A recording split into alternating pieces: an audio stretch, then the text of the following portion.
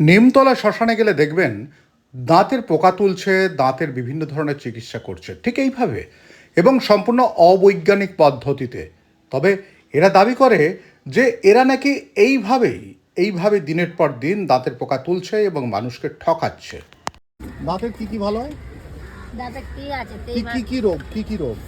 যার মুখ থেকে রক্ত, হ্যাঁ, আর মুখ কাঁদে, দাঁতে দাগ মাগ, খুব ব্যথা হলে দাঁতের আমি গ্যারান্টি দিয়ে বলছি ঠিক করে দেবো। ভেতরটা তুলে যাচ্ছি একটু। কেন? আচ্ছা,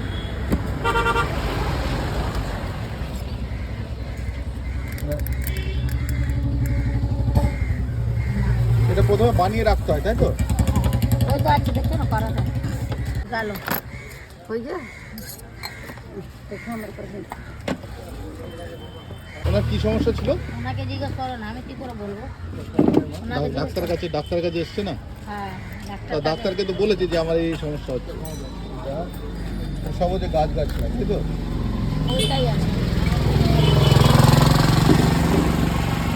বেরিয়েছে পোকা? পোকা বেরিয়েছে ওই যে অনেকেই এটাকে পোকা বলে ভাবেন, সাদা সাদা পোকা, কিন্তু এটা পোকা নয়।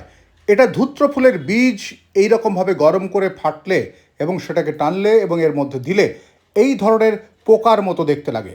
তবে এটা সম্পূর্ণ ভেলকি, এটা বুজরুক। এগুলো কি পোকা দিদি? দাঁতের পোকা। দাঁতের পোকা? এটা বলো না, এটা বুঝিয়ে বলো না কি পোকা। এটা দাঁতের মধ্যে হয়? হয় না, খাওয়া দাওয়া খাওয়া খেলে হ্যাঁ, খাওয়া দাওয়া ওই ডাক্তার আছে, পেশেন্ট আছে, জিজ্ঞেস করুন না। अंदर है तो कोलगेट तो वहाँ जाता नहीं, হ্যাঁ?